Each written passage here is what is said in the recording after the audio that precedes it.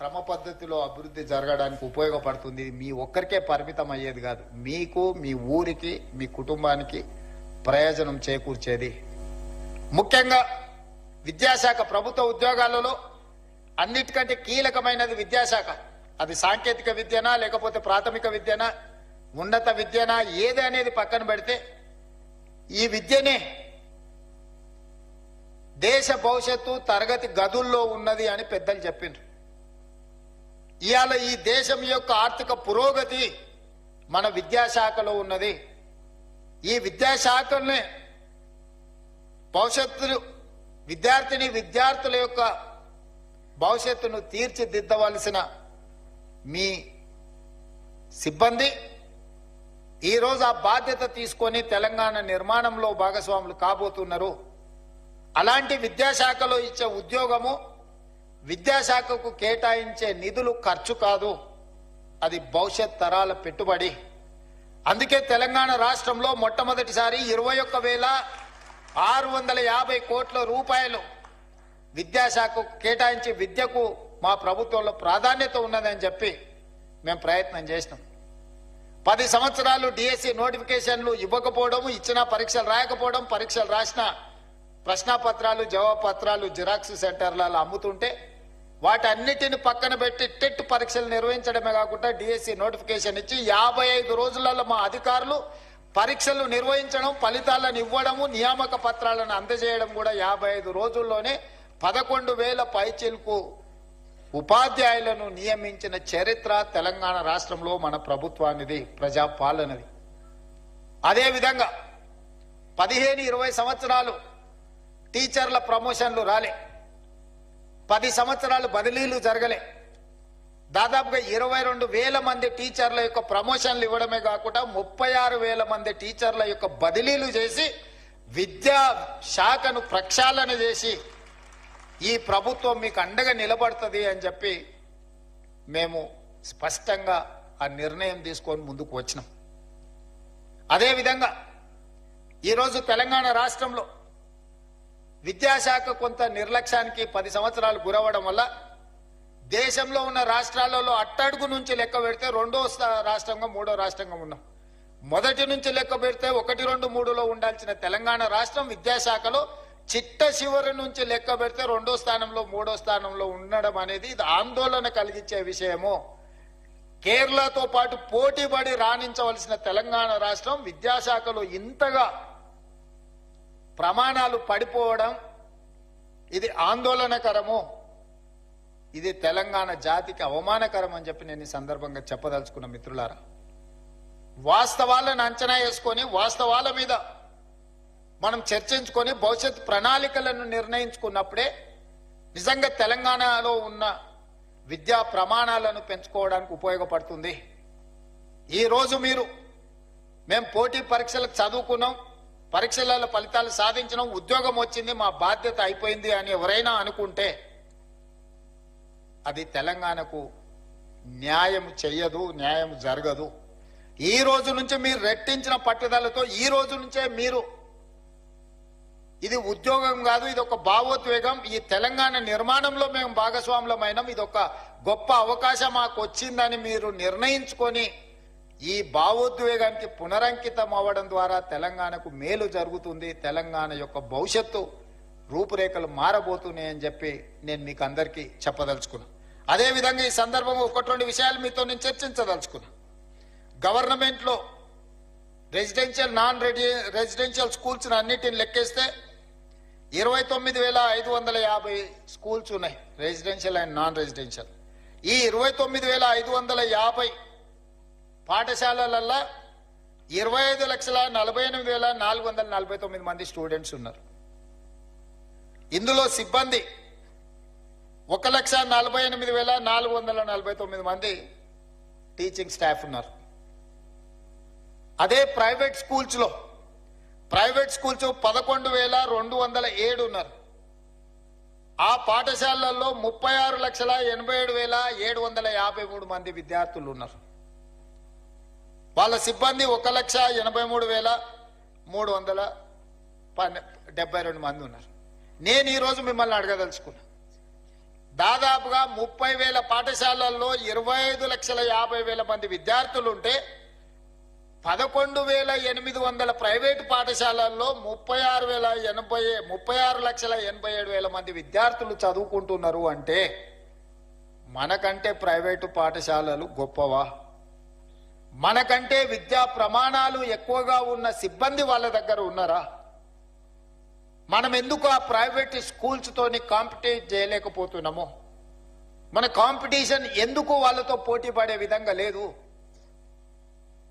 ఎక్కడ లోపం ఉన్నదో దాన్ని ఆత్మ పరిశీలన చేసుకోవాల్సిన బాధ్యత ప్రభుత్వానికి, మీకు మాకు ఉన్నదా లేదా ఒకసారి ఆలోచన చేయండి అని నేను అడుగుతున్నా.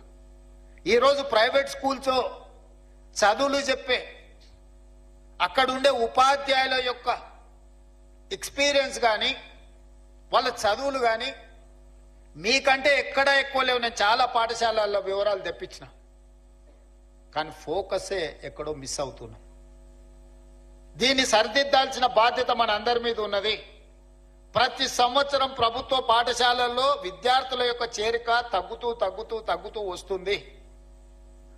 విద్యా ప్రమాణాలు పడిపోతున్నాయి. ఇది ఆందోళన కలిగించే స్థాయికి చేరుకున్నాము. విద్యా ప్రమాణాలను పెంచడమే కాదు, విద్య ప్రభుత్వ కేటాయిస్తున్న నిధుల్ని మీరు లెక్కేయండి. ఈరోజు రెసిడెన్షియల్ స్కూల్స్లో నాకు తెలిసి ఒక్కొక్క విద్యార్థి మీద 40,000 ఖర్చు పెడితే రెగ్యులర్ డే స్కూల్స్లో 80,000 నుంచి 90,000 ప్రతి సంవత్సరం ఖర్చు పెడుతున్నాం మనం.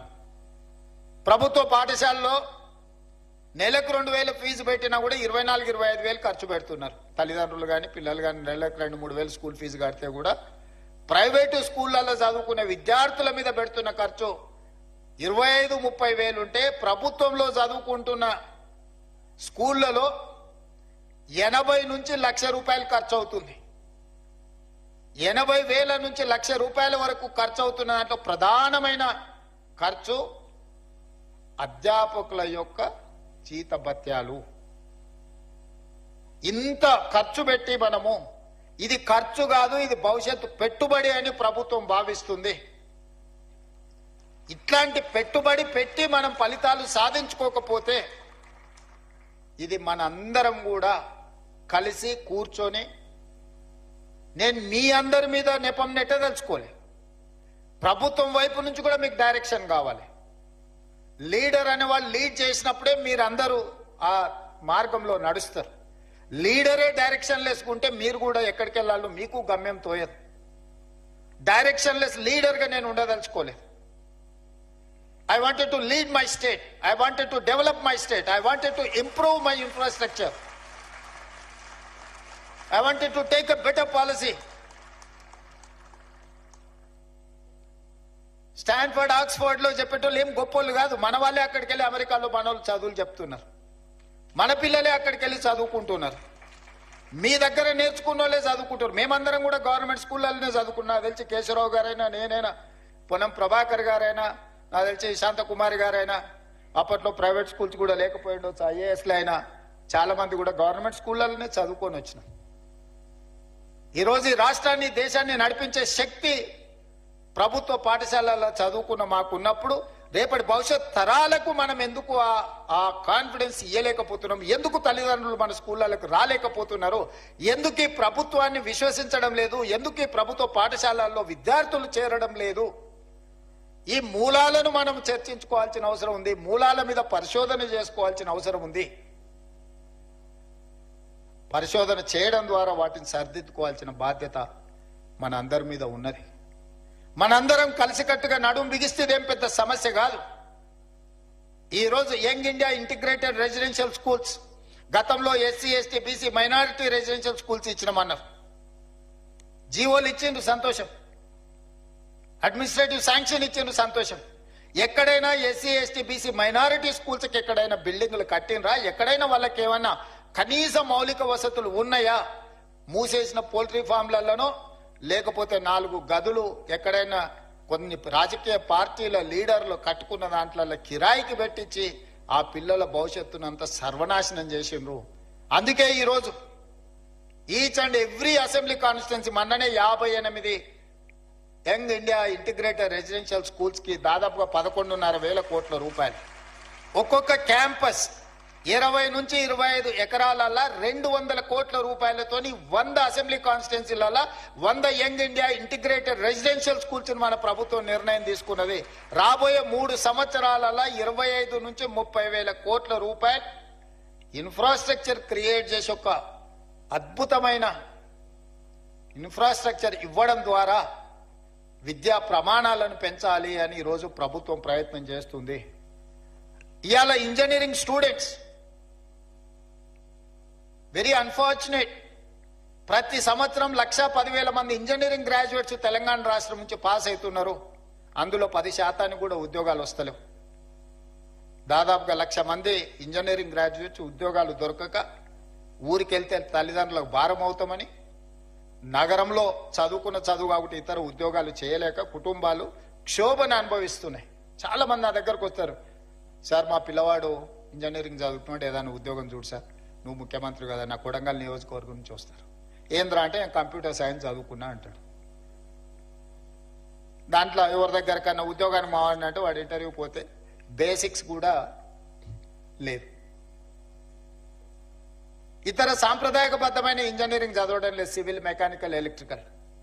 ప్రతి వాళ్ళు కంప్యూటర్ సైన్స్ చదువుకోవాలి, అమెరికాకి వెళ్ళాలి, డాలర్లు సంపాదించాలి, కుటుంబాన్ని పోషించాలనే ఒక పట్టుదల లక్ష్యం బాగానే ఉంది. ఎంతమందికి కంప్యూటర్ సైన్స్లో ఉద్యోగాలు వస్తాయి? ఎంతమంది అమెరికాకు పోగలుగుతారు? ఎంతమంది నిజంగా అంత సాంకేతిక నైపుణ్యాన్ని సాధిస్తున్నారు? అందుకే ఈరోజు సర్టిఫికెట్ ఉండడం వేరు, సాంకేతిక నైపుణ్యం ఉండడం వేరు, ఉద్యోగ అవకాశాలను అందిపుచ్చుకోవడం వేరు. వీటన్నిటిని గమనించి యంగ్ ఇండియా స్కిల్స్ యూనివర్సిటీ అని ఈ దేశంలోనే మొట్టమొదటిసారి పబ్లిక్ ప్రైవేట్ పార్ట్నర్షిప్ లో యంగ్ ఇండియా స్కిల్స్ యూనివర్సిటీని సాంకేతిక నైపుణ్యాన్ని పెంపొందించే విధంగా మల్టీనేషనల్ కంపెనీలు, లిజెండ్స్ ఇన్ కార్పొరేట్ సెక్టర్ వాళ్ళనే బోర్డ్ ఆఫ్ డైరెక్టర్స్ గా తీసుకున్నాం. ఈరోజు యంగ్ ఇండియా యంగ్ ఇండియా మన స్కిల్స్ యూనివర్సిటీకి చైర్పర్సన్ వచ్చి Mahindra group of companies, Anand Mahindra అంటే మహేంద్ర కార్లు మనం చూస్తున్నాం కదా, అంత సక్సెస్ స్టోరీ ఉన్న వ్యక్తిని మన ప్రభుత్వం ప్రారంభించిన యూనివర్సిటీకి చైర్పర్సన్ గా నియమించిన బోర్డ్ ఆఫ్ డైరెక్టర్స్ గా రెడ్డి ల్యాబ్స్, అరబిందో, లేకపోతే Apollo hospitals, biggest corporate company success story ఉన్న వాళ్ళను ఎండీస్ తీసుకొచ్చి మన government young India skills university board of directors గా పెట్టి సిలబస్ వాళ్ళే తయారు చేస్తారు, విద్యార్థులను వాళ్ళే సెలెక్ట్ చేస్తారు, ట్రైనింగ్ వాళ్ళే ఇస్తారు, ట్రైనింగ్ ఇచ్చిన వాళ్ళందరినీ వాళ్ళే ఉద్యోగాలు ఇస్తారు. ప్రభుత్వం ఫెసిలిటేటర్ గా మాత్రమే ఉంటది, ప్రభుత్వం పాత్ర లేదు. 60 ఎకరాలు ఇప్పుడు ఫ్యూచర్ సిటీలో ఇచ్చి దాదాపుగా వాళ్లకు ఈరోజు 20 లక్షల స్క్వేర్ ఫీట్ లో యూనివర్సిటీ కట్టి 600 కోట్ల రూపాయల కార్పస్ ఫండ్, గవర్నమెంట్ పైసలు కాదు, కార్పొరేట్ కంపెనీల సిఎస్ఆర్ ఫండ్స్, కార్పస్ ఫండ్ అంటే ఆ యూనివర్సిటీ నడుపుకోవడానికి అవసరమైన నిధులను ఒక 600 కోట్ల రూపాయలు వాళ్ళ బ్యాంకులో పెట్టి ఆ విద్యార్థుల యొక్క భవిష్యత్తుకు ఆ నిధులు వాళ్ళు ఖర్చు పెట్టుకునే మొత్తం పవర్స్ అన్ని వాళ్ళకి ఇచ్చేసి ఈరోజు యంగ్ ఇండియా స్కిల్స్ యూనివర్సిటీని తెలంగాణ రాష్ట్రంలోనే దేశానికి ఆదర్శంగా ఉండే విధంగా ఈరోజు మనం నిర్ణయం తీసుకున్నాం. ఇవాళ చదువుకొని సర్టిఫికెట్ మనకు సరిపోదు. యువమిత్రులారా, నేను మీతో స్పష్టంగా చెప్పదలుచుకున్న, ప్రపంచంతో పోటీ పడాలి అంటే చదువుతో పాటు సాంకేతిక నైపుణ్యం ఉండాలి. సాంకేతిక నైపుణ్యంతో పాటు కమ్యూనికేట్ చేసే స్కిల్ ఉండాలి. కొందరు చాలా తెలివితేటలు ఉంటాయి, రాయగలుగుతారు, కానీ ఇంటర్వ్యూకి వెళ్తే మాట్లాడడానికి నోట్లకెళ్ళి మాట వెళ్ళదు. ఎదురుగున్న వాళ్ళని చూడంగానే వీళ్ళకు చేతులు చల్లగా అయిపోతాయి. ఏం అడగాలి, ఏం అడుగుతాడో, ఏం చెప్పాలో. ఆ ఎదురుగా అడిగేటోని కంటే వీడికి తెలివి ఎక్కువ ఉంటుంది, కానీ వీడు చెప్పడానికి సమయంలో ఇది రాదు. ఇట్లాంటి వాటిని అన్నిటిని మనం ఓవర్కమ్ కావాల్సిన అవసరం ఉన్నది. ఈరోజు ప్రపంచం అంతా మన వైపు చూస్తుంది. మరి ఆ ప్రపంచంతో పోటీ పడే విధంగా తెలంగాణ రాష్ట్రాన్ని తీర్చిదిద్దుకోవాలి. ఇదే కాదు, మన ఒలింపిక్స్ చూసిరు, ఒక గోల్డ్ మెడల్ అని వచ్చిందా భారతదేశానికి? ప్రపంచంలోనే అత్యధిక జనాభా 140 కోట్ల జనాభా ఉన్న దేశం భారతదేశం. యువ సంపద, ప్రపంచంలో మనం మేధావులం అంటున్నాం, ప్రపంచానికే మనము ఐటీని, ఫార్మాని మనమే సరఫరా చేస్తున్నాం అంటున్నాం. ఈ గొప్పలు బాగానే ఉన్నాయి, కానీ గోల్డ్ మెడల్ ఎక్కడుంది? గోల్డ్ మెడల్ ఎక్కడుందని నేను అడుగుతున్నా. ఎందుకు ఈ దేశం, ఎందుకు మన యువత, మన అందరం ఎందుకు ఆలోచన చేయలేకపోతున్నాం? ఇది మన దేశం కాదా? మనకు బాధ్యత లేదా? మనం బంగారు పథకాలు సాధించొద్దా? అంటే లీడర్స్ కి ఫోకస్ లేకపోవడం వల్ల, లీడర్స్ ఇన్ఫ్రాస్ట్రక్చర్ క్రియేట్ చేయకపోవడం వల్ల, లీడర్స్ ఈ స్పోర్ట్స్ ని ప్రాధాన్యత కింద తీసుకోకపోవడం వల్ల ఈ దేశానికి అన్యాయం జరుగుతుంది. అందుకే యంగ్ ఇండియా స్పోర్ట్స్ యూనివర్సిటీని, యంగ్ ఇండియా స్పోర్ట్స్ అకాడమీని మనం ఈరోజు ప్రారంభించుకున్నాము. ప్రపంచ దిగ్గజాలైన కార్పొరేట్ కంపెనీలను తీసుకొచ్చి అందులో భాగస్వాములను చేసినాం.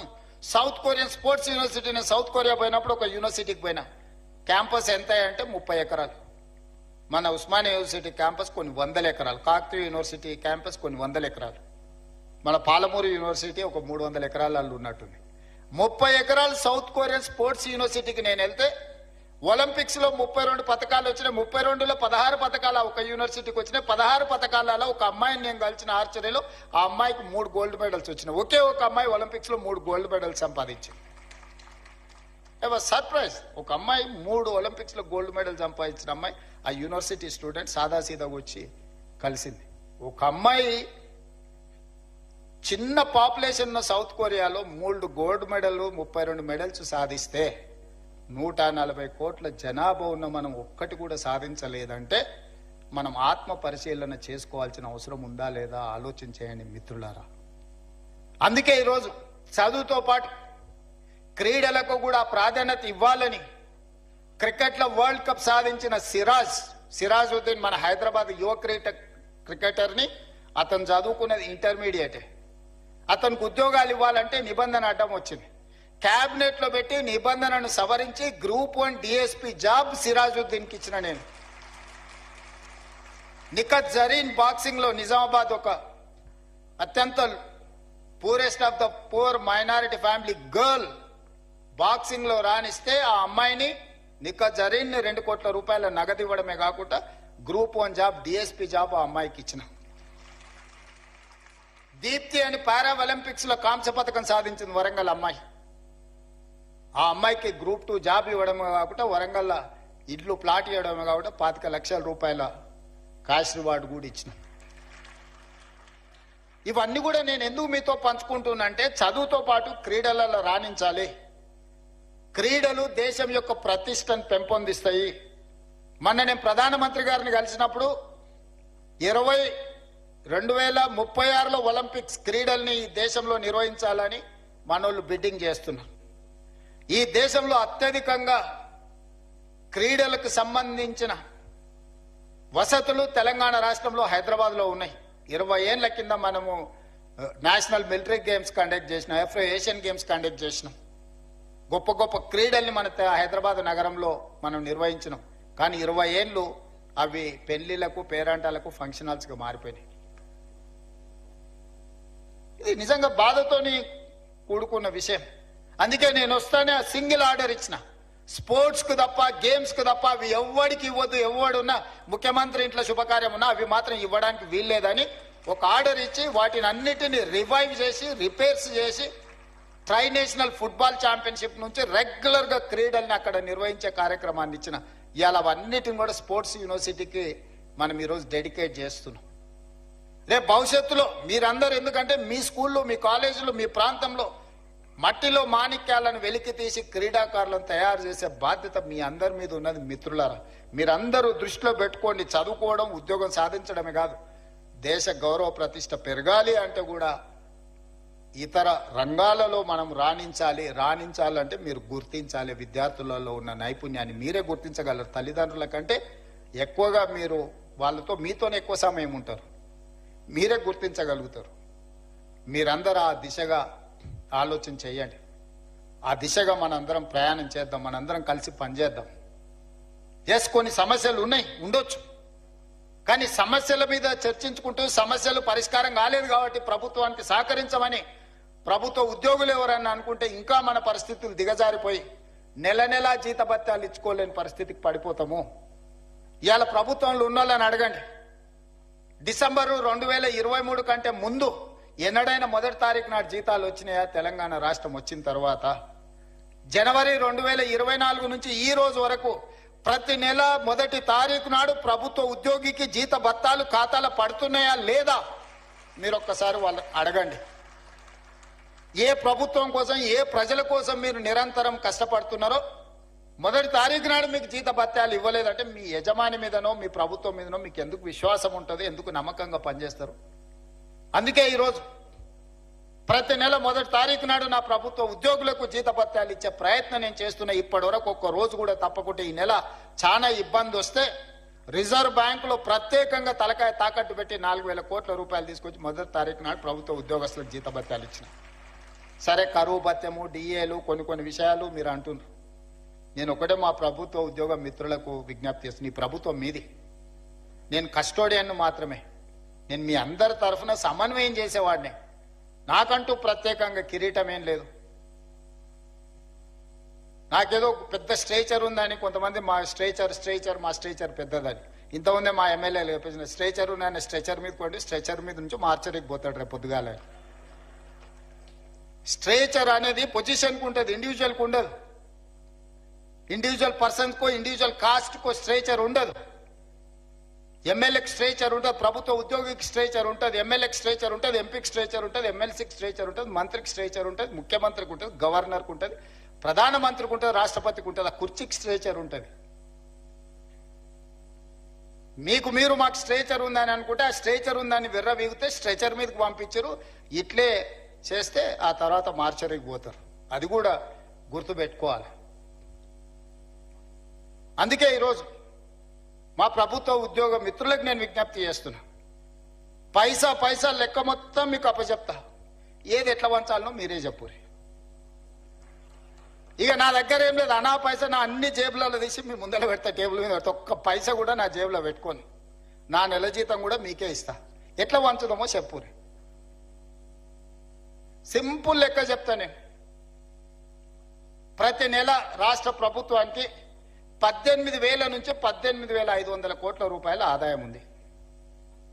ప్రతి నెల రాష్ట్ర ప్రభుత్వానికి 18,000 నుంచి 18,500 కోట్ల రూపాయల ఆదాయం ఉంది. ఓ నెల 200 ఎక్కువ, 200 తక్కువ. ఇది ప్రతి నెల ఆదాయం. 6,500 కోట్ల రూపాయలు ప్రభుత్వ ఉద్యోగస్తుల జీతభత్యాలు, పెన్షన్లు, అవుట్ సోర్సింగ్, కాంట్రాక్ట్ ఏదన్నా అనుకోండి, మీకు ప్రతి నెల జీతభత్యాలు ఇవ్వడానికి 6,500 కోట్లు పోతున్నాయి. ఇంకొక 6,500 కోట్లు అయ్యగారు చేసిన అప్పులకు తప్పులకు ప్రతి నెల 10 తారీఖు లోపల కట్టాల్సి వస్తుంది. 7 లక్షల కోట్ల అప్పులు చేసిండు, కాళేశ్వరం లాంటి తప్పులు చేసిండు. ఈ రెండింటి కలిపి, అప్పులకు తప్పులకు కలిపి, ఇష్టం ఉన్నా లేకపోయినా, నాకు నచ్చినా నచ్చకపోయినా ఆయన నాకు ఇచ్చిన నజరానా ఏందయ్యా అంటే ప్రతి నెల 6,500 కోట్ల రూపాయలు నేను అప్పులోకి కట్టాల్సిందే. నేను ఒక పూట ఉపాసం పండినా బ్యాంకులో, రిజర్వ్ బ్యాంకులో పడంగానే వాళ్ళే పుంజుకుంటారు, నన్ను అడగను కూడా అడగరు. ఇది ఒక డబ్బా నా ఆదాయం. ఇందులో ప్రతి రూపాయి పడంగానే మొదటి తారీఖు నుంచి 10 తారీఖు లోపల ఈ అప్పులు ఇచ్చిన బ్యాంకులు, రిజర్వ్ బ్యాంకు నుంచి అటే తీసుకొని పోతారు. 6,500 అటు పోయినాయి. మీరు మా బంధువులు, ఆత్మబంధువులు కాబట్టి 6,500 కోట్లు మీ ఉద్యోగస్తులకు ఇస్తున్నా.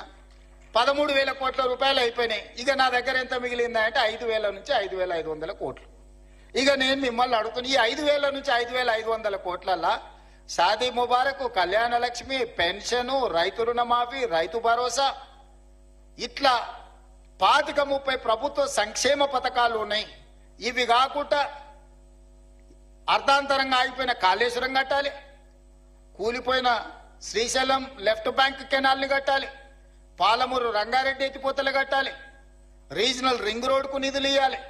ఈ రాష్ట్రంలో ఏం అభివృద్ధి చేయాలన్నా కూడా ఇందులో నుంచే తీయాలి.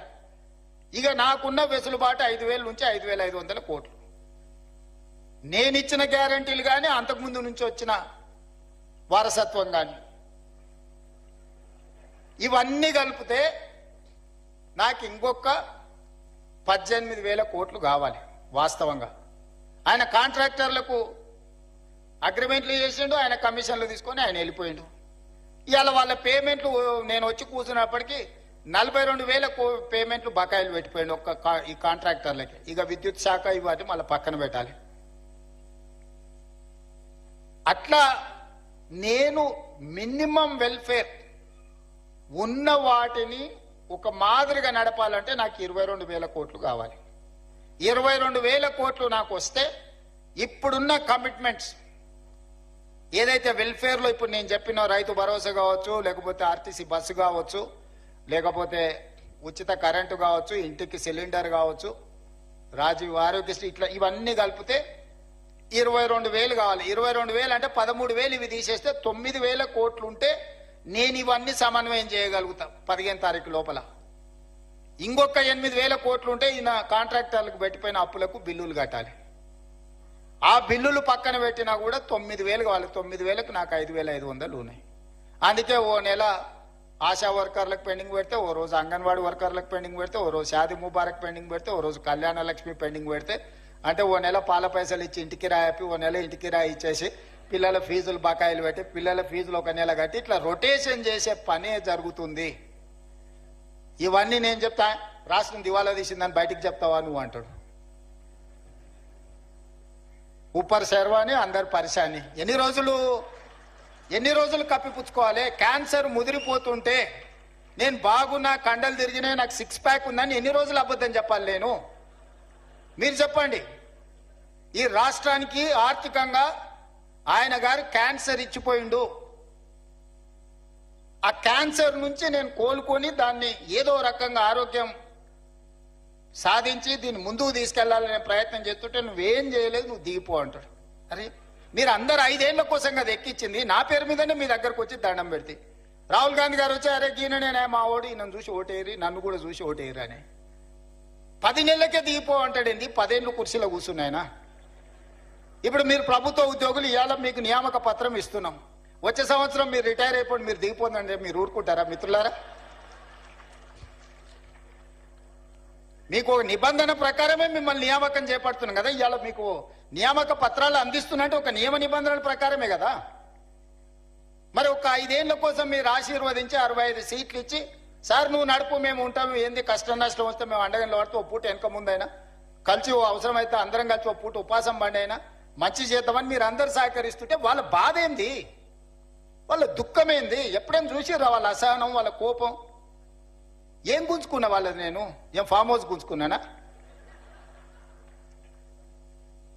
ఈ కుర్చీ కూడా మీరు గుంజుకొని నాకు ఇచ్చారు, నేనేం గుంజుకోలేదే. మీరు అందరు కలిసి ఇక లాభం లేదా, నువ్వు దిగు, ఇక నువ్వు ఉన్నా ఒకటే లేకున్నా ఒకటే, పోతేంత ఉంతేంత అని చెప్పి దించి మీరు అప్పచెప్తారు. నేను పని చేయనియాలి కదా నన్ను. ఇప్పుడు నన్ను పని చేయనిస్తేనే కదా ఇవాళ వీడికి వచ్చి మీ ముందు నిలబడి మీ నియామక పత్రాలు ఇవ్వగలిగిన కదా. ఆయన 12 ఏళ్లలో చేసినట్టే నేనెందుకు చేయడానికి అవకాశం వస్తుండే? ఆయన పాలమూరు రంగారెడ్డి ఎత్తిపోతలు పూర్తి చేసి ఇవాళ నేను కొట్లాడాల్సిన అవసరం ఎందుకుంది? ఎస్ఎల్బిసి 2005-6లో మొదలుపెట్టింది, 2026 వచ్చిన పూర్తి చేయనందుకే కదా నేను మనం మొదలు పెడితే ప్రమాదం జరిగి 8 మంది ప్రాణాలు కోల్పోయినరు. భీమా, నెట్టంపాడు, కోయిల్ సాగర్ ఏదైనా, ఆనాడు మేము కట్టిన శ్రీశైలం, నాగార్జున సాగర్, శ్రీరామ్ సాగర్ ఏ ప్రాజెక్ట్ అయినా చూడండి, 60 ఏళ్ళు 70 ఏళ్ల నుంచి నిటారుగా నిలబడి ఎన్నో తుఫాన్లకు ఎన్నో భూకంపాలకు తట్టుకొని నిలబడ్డ ప్రాజెక్టులు మేము కడితే, ఆయన గారు 1,00,000 కోట్లు పెట్టి కాళేశ్వరం కడితే కట్టుడు కూలుడు 2 అయిపోయినాయి. పనిమంతుడు పందిరేస్తానట, కుక్కతో ఒక తలిగి కూలిపోయిందంట. దానికి మేము కాళేశ్వరం కట్టినాం, మేము కాళేశ్వరం కట్టాం. అది కాళేశ్వరం కాదురా నాయన, కూలేశ్వరం ఎప్పుడో కూలిపోయింది. ఆయన ఏ మాత్రం సిగ్గుపడకుండా అబద్ధాలు మొత్తం ఫ్యామిలీ ప్యాకేజ్లో అబద్ధాలు మాట్లాడతారు. ఒక్కడన్నా ఏమన్నా చక్కగా మాట్లాడతాడు అంటే మీరు చూడరు. సరే ఇవన్నీ నేను చూసుకుంటా, పిల్లల భవిష్యత్తు మీరు చూసుకోరు. నా కోరిక ఒక్కటే, రేపటి నాయకత్వాన్ని ఇవ్వాల్సింది మీరే. ఆనాడు మాకు చదువులు చెప్పిన సార్లు మాకు చదువు నేర్పిండ్రు కాబట్టి ఈరోజు ఈ రాష్ట్రానికి మేము నాయకత్వాన్ని ఇవ్వగలిగినాం. మేము ప్రభుత్వ పాఠశాలల్లో చదువుకొని వచ్చినాం, గ్రామీణ ప్రాంతం నుంచి వచ్చినాం, పల్లెటూరు నుంచి వచ్చిన వాళ్ళు. మేమేం ఆకాశం నుంచి ఊడిపడలే, అమెరికాలో చదువుకోలే, ఇక్కడనే చదువుకున్నాం, ఇక్కడ గవర్నమెంట్ స్కూళ్ళనే చదువుకున్నాం. కానీ ఈరోజు ఓ బాధ్యత నెరవేరుస్తున్నాం, దీంట్లో ముందుకు వెళ్తాం. ఇందులో ఇట్లాంటి ఒడిదుడుకులు వచ్చినప్పుడు మేము ఎదుర్కొంటాం, అవసరమైనప్పుడు మీరు సహకారం అందిద్దురు. రేపటి భవిష్యత్ తరాలను నిర్మించడానికి మీ సహకారం అవసరం మిత్రులారా. కొన్నిసార్లు ఏదైనా అటు ఇటు పూట వెనక ముందు ఆలస్యమని, ఇది మన కుటుంబము. మన కుటుంబంలో నెల జీతం సరిపోనప్పుడు మనం ఎట్లయితే సమన్వయం చేసుకొని ఓసారి ఇంటికి రాయి 4 రోజులు, ఓసారి పాల పైసలు, ఓసారి పిల్లల ఫీజులు, ఓసారి ఆ దవాఖాన ఖర్చులు, ఓసారి పండుగ కొత్త బట్టలు కొనుక్కోకుండా కూడా పాత వాటిని ఉతికి ఇస్త్రీ చేసుకొని మంచిగా దొడుక్కుంటాం. వీళ్ళు ఎదురుగున్నోళ్ళు ఏమన్నా అనుకుంటారేమో. ప్రభుత్వం కూడా గింతే. ఇదేంది లేదు. మీ కుటుంబం నా కుటుంబం ఏందో ఈ ప్రభుత్వం కూడా మందే. అనా పైసతో సహా అన్ని లెక్కలు మీ ముందర పెడతా. మీరే ఒక కమిటీ వేసుకోండి, రాండ్రి, కూర్చొని అన్ని మీకు అప్పచెప్తే ఏది వంచుతారో మీరు సిట్టి రాసిస్తే ఆ సిట్టి ప్రకారం రాబోయే 12 నెలలు మొత్తం అట్నీ చేస్తా. ఒక్క రూపాయి కూడా దాచిపెట్టను, ఒక్క రూపాయి కూడా నేను అబద్ధం చెప్పను. అబద్ధాలతోని తాతల ముత్తాతల పేర్ల మీద ఎవరి పిల్లలు చచ్చిపోతే ఇంత దూరం నేను రాలే. కష్టాన్ని నమ్ముకొని వచ్చినా, ఉన్నది ఉన్నట్టు చెప్పి ఇంత దూరం వచ్చినా. ఈ రోజు ఇక్కడికి చేరుకున్నా అంటే కష్టము, నిజం మాట్లాడటం ఈ రెండే మీరు ఆశీర్వదించి ఇక్కడికి ఇచ్చారు.